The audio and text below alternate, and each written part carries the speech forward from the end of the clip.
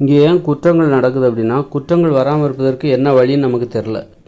அது இங்கே ஏன் நோய்கள் அதிகமாகிட்டு வீட்டுக்கு வீடு நோய்கள் வருதுன்னா, நோய்கள் வராமல் இருப்பதற்கு என்ன வழின்னு நமக்கு தெரில. அது மாதிரி பெண்கள் அடிமைப்படுத்தப்படுறாங்க, பெண்களால் சுதந்திரமாக இருக்க முடியல அப்படின்னா அதுக்கு என்ன காரணம் அப்படின்னா, நமக்கு பெண்கள் சுதந்திரமாக வாழ்வதற்கு என்ன வழின்னு நமக்கு தெரில. அப்போ அப்படி தெரியும் நல்ல விஷயங்கள்லாம் நம்ம கண்ணுக்கு தெரில.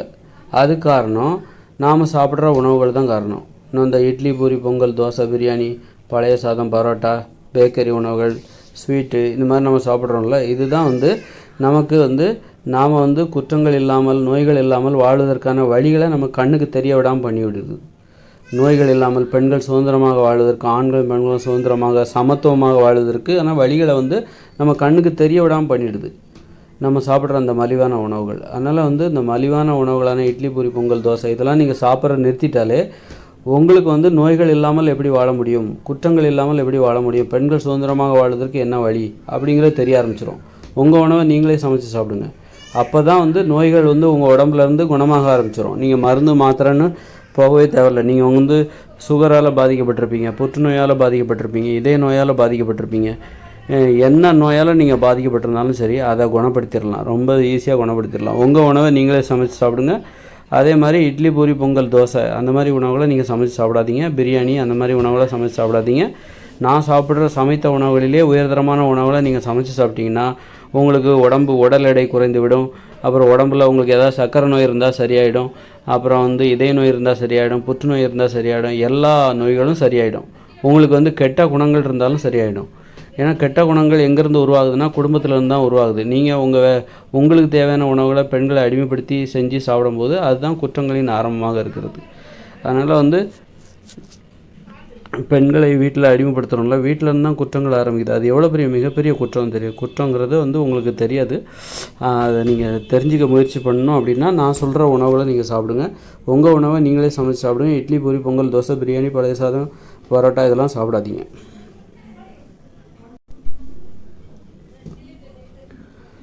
அதன்படி நீங்கள் கடைபிடித்து வந்தீர்களே ஆனால் நான் சொல்கிற உணவை மட்டும் நீங்கள் சாப்பிட்டீங்கன்னா குற்றங்கள் இல்லாமல் வாழ்வதற்கு என்ன வழி, நோய்கள் இல்லாமல் வாழ்வதற்கு என்ன வழி, ஆண் பெண் சமத்துவமாக சுதந்திரமாக வாழ்வதற்கு என்ன வழி, மரியாதையோடு வாழ்வதற்கு என்ன வழி, வன்முறை இல்லாமல் மென்மையான வழிகளில் வாழ்வதற்கு என்ன வழி, அன்பு பாசத்தோடு வாழ்வதற்கு என்ன வழி, பிறரை இடையூறு செய்யாமல் வாழ்வதற்கு என்ன வழி அப்படிங்கிறது நீங்கள் உங்களுக்கு எளிதாக தெரிந்துவிடும். அதனால் அது அற்புதமான ஒரு உணவு முறை.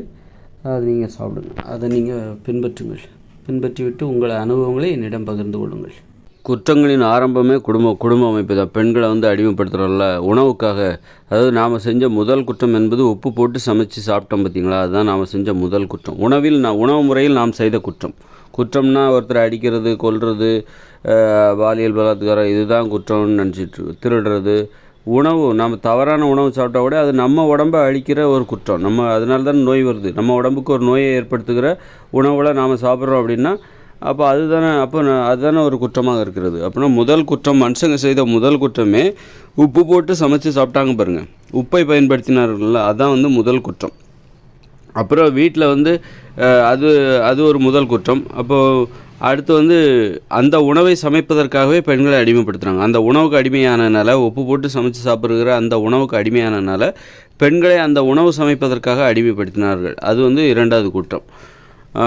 அப்போது அந்த குற்றம்தான் பார்த்திங்களா, குற்றங்கள் தான் நோய்களுக்கு காரணம் என்பதற்கு இது ஒரு உதாரணம், அற்புதமான உதாரணம். ஏன்னா உணவு அதாவது உப்பு போட்டு சமைச்சு சாப்பிட்ற அந்த உணவில் சாப்பிட்டது தான் முதல் குற்றம் அப்படின்னா, அந்த உணவை சாப்பிட்டது தான் அந்த குற்றத்தை செய்ததால் தான் நமக்கு உடம்புல நோய் வந்தது. அப்புறம் இன்னொரு குற்றத்தையும் செஞ்சோம். என்னென்னா அந்த உணவுகளை நல்லா 3 வேளையும் சாப்பிட்ணும் அப்படிங்கிறக்காக பெண்களுடைய சுதந்திரத்தை பறித்து வீட்டிலே உட்கார வச்சு 3 வேளையும் அவங்கள சமைக்க வச்சு அதை சாப்பிட்டோம். அப்போ பெண்களை அடிமைப்படுத்தியது, அந்த உணவுக்கு அடிமையானால தான் பெண்களை அடிமைப்படுத்தி அந்த உணவை சமைச்சு நம்ம சாப்பிட்டோம். இது ரெண்டாவது குற்றம்.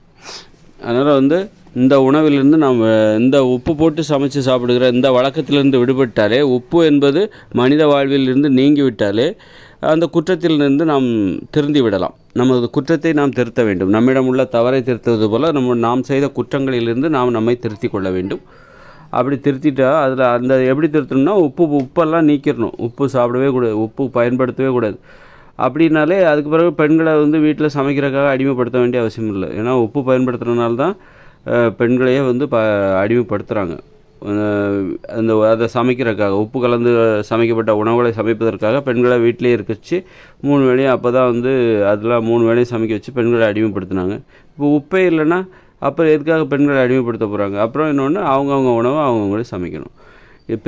பிறரை அடிமைப்படுத்தி அவங்க சமைக்க வச்சு அது ஒரு குற்றம். அதுவும் குற்றங்கள் தான் அந்த நோய்களுக்கு காரணமாக. அதனால் குற்றங்களிலிருந்து விடுபட வேண்டுமென்றால், நாம் நோய்களிலிருந்து விடுபட வேண்டுமென்றால் முதல்ல உப்பு கலந்து உப்பை வந்து நம்ம பயன்படுத்தக்கூடாது. அது இந்த இயந்திர அறிவியல் உலகில் சாத்தியமல்ல. இந்த இயந்திர அறிவியல் உலகம் இருக்கிற வரைக்கும் நம்ம உப்பு பயன்படுத்திக்கிட்டு தான் இருப்போம். உப்பே கிடைக்காத ஒரு உலகம். அதுதான் வந்து இயற்கையோடு இணைந்த மனித வாழ்க்கை. 2040 அப்புறம் வரப்போகிற இயற்கையோடு இணைந்த மனித வாழ்க்கை. அங்கே வந்து உங்களுக்கு உப்பு வியாபாரம், விற்பனை எதுவுமே கிடையாது. யாரும் வந்து பணம்ங்கிற நடைமுறை கிடையாது. அதனால் வியாபாரம் எதுவும் கிடையாது. அதனால் அவங்கவுங்க தேவையை அவங்கவுங்களே பூர்த்தி பண்ணிக்கணும். யாரோ உங்களுக்கு வந்து உப்பு எடுத்து வியாபாரம் பண்ண வருவாங்க, நீங்கள் வாங்கி சாப்பிட்டுக்கலாம் அப்படின்னு நினைக்கிறதுக்கு அங்கே வாய்ப்பும் இல்லை. அதனால் அப்படிப்பட்ட உலகத்தில் தான் இப்போது அந்த இயற்கையோடு இணைந்த மனித வாழ்க்கையில் நோய்களும் இல்லை, குற்றங்களும் இல்லை.